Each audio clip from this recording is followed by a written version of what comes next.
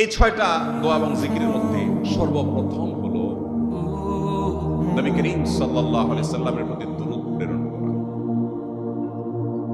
নবীজি সাল্লাল্লাহু আলাইহি সাল্লামের প্রতি দরুদ প্রেরণ করার আমল এরকম আমল, আপনি যদি সারা দিনে শুধুমাত্র নবীজির প্রতি দরুদ প্রেরণ করার আমলটাই জিকির হিসাবে সবচেয়ে বেশি করেন, দোয়া হিসাবে যদি এটাই আপনি সারাদিন করতে থাকেন, তো আপনার জন্য যথেষ্ট হবে, আল্লাহর কাছে আর কিছু না চাইলেও চলবে। দরুদ মানে হলো নবীজির জন্য দোয়া করা। ভাই, আল্লাহ তার হাবিবকে রহম করবেন, আপনার আমার দোয়ার দিকে আল্লাহর তাকানোর কোনো ঠেকা আছে? নবীজিকে আমাদের দোয়ার কোনো মুখাপেক্ষী?